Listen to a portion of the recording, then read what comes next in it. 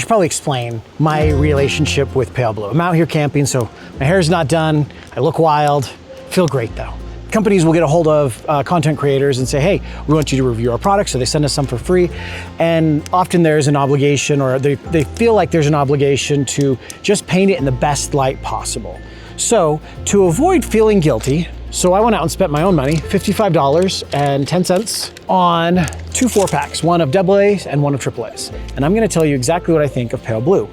These are some of the most expensive AA's I've ever purchased. They do come with their battery charger cord, which is $5 a piece, so we could subtract $10, so $45.10 for 8 batteries. Paleblues are advertised at having 2,500 milliwatt hour batteries, which is the same as 2.5 watt hours of batteries. For the AA's and for the AAA's, they are advertised at having 900 milliwatt hours. My nickel metal hydrides that I've been using for years are on average 3.3 watt hours of battery. Already the longevity, the runtime is longer, but not all batteries are created equal. I want to point out that the Paleblue battery, the moment you have a full charge, you get 1.5 volts and it stays at 1.5 volts until it's ready to die. When it does this whole like flickering thing of high, low, so low voltage can be triggered in the device you're using. So you get a true 1.5 volts. I wouldn't say they're the best built batteries either. The wrapper on them comes loose in the heat, gets scratched up super easy when I put it in my pocket. So is this the best battery? I don't know. I think it's hard to say what best battery means. So if they're $45.10, that means each one is $5.06 a piece. For nickel metal hydride, I'm a little over $1 a piece. Now, these claim to have 1,000 charge cycles. Nickel metal hydride claims 1,500. And I have some that have well exceeded that 1,500 mark. There's a big but here. Paleblue has the BMS in it. And this is something that I can't emphasize enough. This is a game changer when it comes to AA batteries, because if you put batteries in a flashlight, it will run it to 0. And there is a low voltage that when it gets below that, the battery will no longer charge. There's nothing you can do. I mean, you can short it with another battery, which is dangerous, but also there's a memory effect. So it doesn't actually charge all the way to high to low anymore. And I've had quite a few batteries. In fact, I would venture to say 99% of the AA batteries that I've used that are nickel metal hydride, I get maybe 200 or 300 charges out of them before they just can't be charged anymore. So far, Paleblue, I'm at around 50 charges on some of them, and they're still going strong. I don't know if they'll last the 1,000, but we'll see over time. So at the end of the day, what do I honestly think of Paleblue? I think they're doing a great job. I know they advertise that if you buy their battery, there's less batteries in the junkyard, which is true, but that's true with any rechargeable. So what I would argue is that the performance out of Paleblue for the time that you have on them is better than the nickel metal hydride, because nickel metal hydride starts at 1.2 volts and Paleblue starts at 1.5 volts. That 0.3 volts might not seem like a lot, but that is a big jump in brightness when it comes to your flashlight. Whoa, that is cold. Feel me that spot. Tipped over our chair. It threw everything off of the table, including the receipt I was showing you. So I'm glad I filmed that already. Tipped over our weather station. That came out of nowhere. We've had huge gusts of wind, tons of rain, lasted about maybe 7 minutes, and that was it. So at the end of the day, are the Paleblue batteries perfect? No, but I don't think there's a perfect battery out there. I think you have to weigh the pros and cons of every battery. What I like about the Paleblue is there's no undervolt, meaning I can't discharge it so much like in a flashlight to the point that I can't charge the battery anymore. It's protected. I can't overdraw from it. Again, it's protected. I'm not going to damage the cell. The actual lithium-ion battery inside there is protected from the BMS inside the cell, which in my opinion is worth it. They are expensive, and yes, I understand you could buy nickel metal hydrides for a fraction of the price, but in my experience, there are very few brands out there that last and are worth the price. My kids have worn down nickel metal hydride batteries to the point that I can't charge them. Yeah, you could short them, and I've done that, but the longevity is gone. They just don't hold up. Just last night, I needed a headlamp, and the Paleblue battery was dead. I plugged it in, and 10 minutes later, I had a full 1.5 volts. Not a fully charged battery, but the voltage of a fully charged battery. Let me explain that a little bit, because I think people might not understand what that means.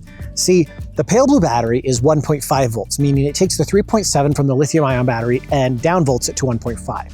1.5 is what electronics see alkaline batteries as being full. So when I plug it in, it charges up the lithium-ion battery enough that it can output 1.5 volts. It's not fully charged. You're still, 30, 40 minutes away from a full charge, but you get the full functionality of a 1.5 volt. Your flashlight is as bright as it would be with a brand new alkaline.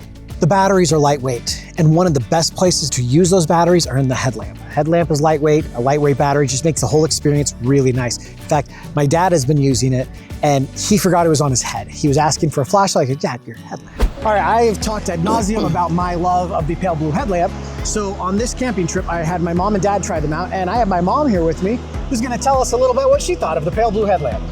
I loved it. We've been here probably 3-4 nights. It's a beautiful setting, but when there's no electricity in the cabin, and this has just come in so handy. It's a bright light, it's got adjustable settings, and it tilts, and I love the color blue too, that helps. But it's been really helpful and great to use at nighttime, so I recommend it. All right, so my dad also gave it a try. So Dad, tell me what you thought of it.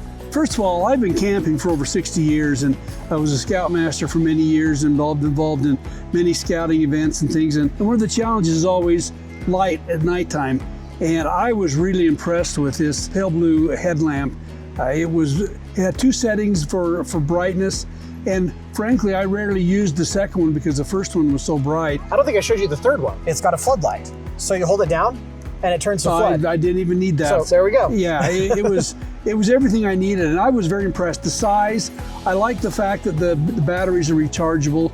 To me, that's a big plus. We would love to have all the money back that I've spent on batteries over the last 65 years. So anyway, I really liked it. All right, well, so was there anything about the Paleblue headlamp that you didn't like? No, I really liked it. It was comfortable. It was small. I really liked that. I wore it under my hat. I wore it on my hat. It was very, very comfortable. So there you go. So I'm not the only one that loved it. I think the Paleblue headlamp combines everything you need in a headlamp. It's bright, it's lightweight, it has the variable settings, so in a cave or in a camping situation, they're just perfect. So having something you put on your head and just forget about is really nice in a camp out. One more thing. I thought my son provided the band, but he didn't. He said, no, it came with it. This is the most beautiful artwork I've ever seen on a headlamp. Look at this.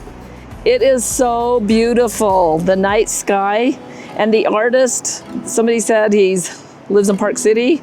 All right, he lives in the Utah area. In Utah area, but it is just a beautiful headband. So I just wanted to add that too. So at the end of the day, $5 to $6 a battery is pretty expensive. If I compare them to alkalines at like 15 cents a piece, I would need to buy $150 worth of batteries to replace a single cell from Paleblue. I have a lot of devices that use AA batteries, and the Paleblue batteries at that price means I'm probably gonna be buying them slowly, not a bunch at once. I'm out here in the wild. I've been able to charge them on solar. I've been able to charge them off of a car battery directly from a jumper to a 12-volt adapter. They're so versatile, and it just makes sense to go with something that you can use in all situations, not just ideal situations. The Paleblue battery has shown to me that it holds up in most conditions. Hot and cold, in caves, out in the sun, being lightweight, versatile to charge, providing me a full 1.5 volts, and I know when it's about to die, and I have time because it's gonna flicker for a while, as I've shown from other videos that I put together. Do I still recommend Paleblue batteries? You know what, I really do. Are they gonna be perfect for everybody out there? Probably not. But for most situations, I think Paleblue is definitely the way to go.